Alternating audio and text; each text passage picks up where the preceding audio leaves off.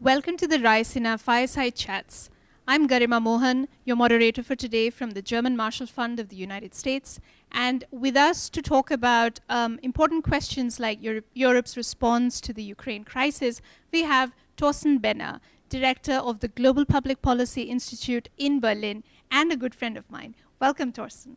Thank you, Garima. Great to be here. So in the session today, we wanted to talk to you about Europe's response to the crisis in Ukraine, both in terms of sanctions, how effective are they, how they've been perceived by partners around the world, and also what is Europe doing in addition to the sanctions to deal with the crisis. So let's start with the first question. How did the European debate on the sanctions evolve? If you can talk us through how did we reach this position that they decided to go ahead with sanctions and sort of the consensus that emerged in Europe. How did that come to be? I mean, the good news is that the sanctions were planned meticulously with the US and other G7 members for a long time. But of course, there were frictions. Should we do SWIFT? Should we do energy? And should Germany cut off this new pipeline, Nord Stream 2, with Russia? But once the massive invasion, it became clear how brutal it would be. I think it was quickly an escalation spiral was reached where, the first package, the second sanctions package, and Europe and the US and G7 partners such as Japan, Australia, actually did agree on something that hasn't been done before, freezing central bank assets. They agreed on limited SWIFT sanctions. For now, we've tried, at least Germany and others have tried to put energy on the back burner and start with coal, do a bit of oil now, and but do it slowly with gas because we cannot wean off, or it's harder to wean ourselves off the dependency. Putin may do the job for us. He has started to cut off gas from Poland and Bulgaria. Yeah, so and diversifying energy security, that of course cannot be done overnight. That's a long process. But as you mentioned, that this was quite a unique and even collective response, not just from Europe, but G7. How is the effectiveness of these sanctions being assessed in Europe?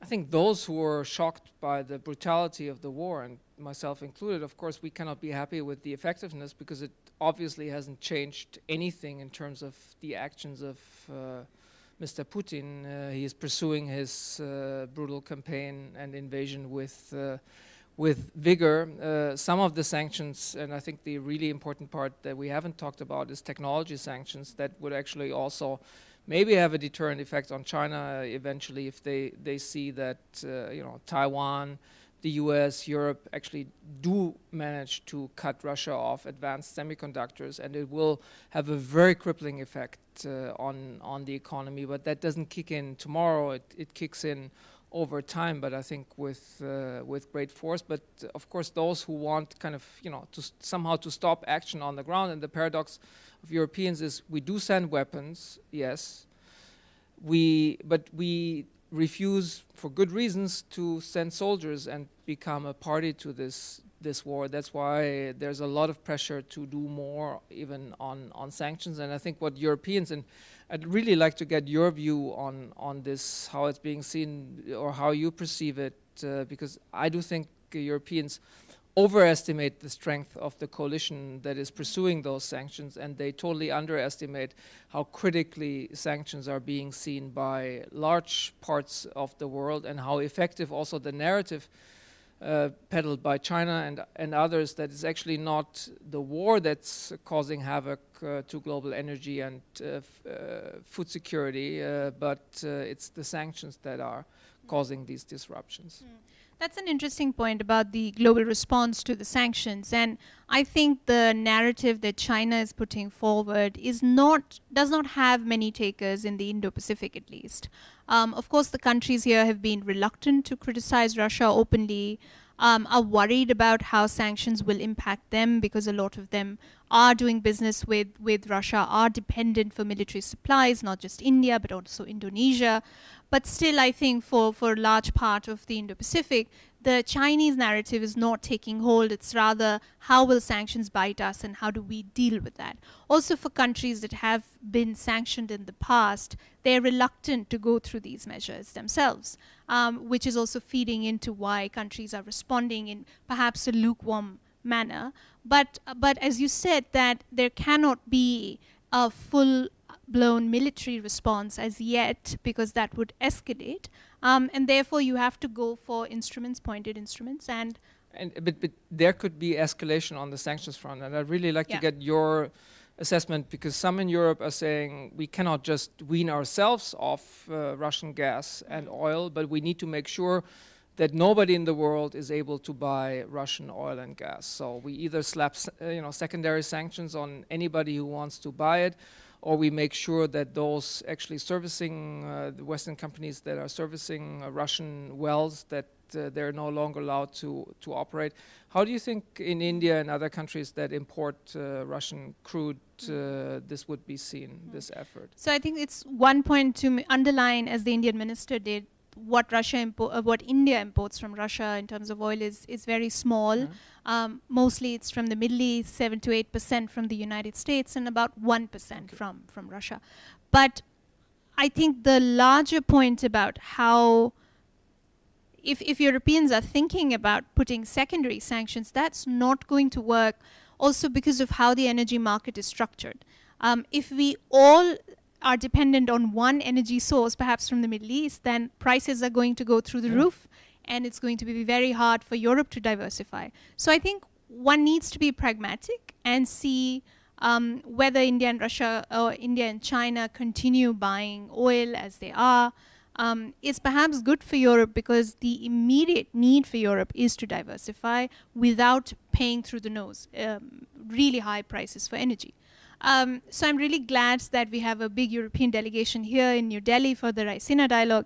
So perhaps we can exchange these views and get on the same page regarding the importance of these questions and how complicated energy markets actually are.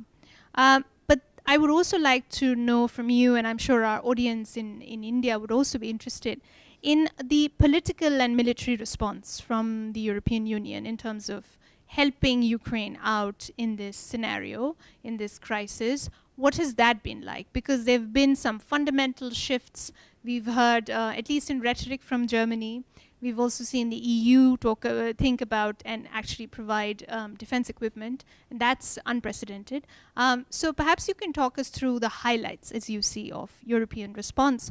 That would also change, perhaps in the long run, Europe as a geopolitical actor in the Indo-Pacific?